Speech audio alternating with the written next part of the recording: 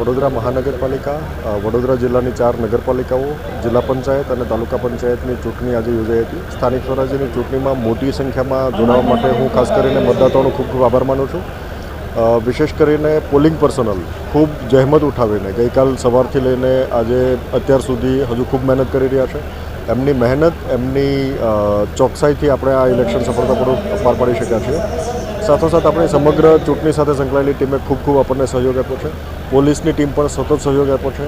જ્યાં પણ કોઈ કમ્પ્લેન્ટ આવતી અથવા તો કોઈ આચારસંહિતા ભંગ અથવા તો રિપ્લેસમેન્ટ હોય અથવા અન્ય કોઈ પ્રશ્ન આવતા હોય, તરત જ ટીમે પ્રોમ્પ્ટ રિસ્પોન્સ આપીને એમનો નિકાલ કર્યો છે. કોઈ પણ કમ્પ્લેન્ટ સાંજ સુધીમાં બાકી નથી રહી, એટલે આપણે તમામ પ્રશ્નોનો સંતોષકારક રીતે નિકાલ કરી શકીએ છીએ. સાથોસાથ મતદાનની ટકાવારી પણ સરેરાશ કરતાં વધી છે. મહાનગરપાલિકામાં પણ આપણે સ્ટેટ સરેરાશની નજીકમાં છીએ અને ગત ઇલેક્શન કરતાં વધ્યું છે. નગરપાલિકાઓની અંદર મતદાન પણ ખૂબ સારું થયું છે અને સાથોસાથ જિલ્લા પંચાયત અને તાલુકા પંચાયતમાં પણ મતદાન ખૂબ સારું થયું છે. વિશેષ કરીને મતદાતાઓ અને ચૂંટણી સાથે સંકળાયેલા તમામ સ્ટાફનો આ તબક્કે હું આભાર વ્યક્ત કરું છું અને તમામને અભિનંદન આપું. પરમ દિવસેથી આપણે મતગણતરી પ્રક્રિયા હાથ ધરીશું. આપણા મહાનગરપાલિકાનું મતદાન તમામ એની ગણતરી અહીંયા થવાની છે. સાથોસાથ આપણા અલગ અલગ 16 જેટલા સેન્ટર ઉપર તાલુકા પંચાયતની ગણતરી થશે.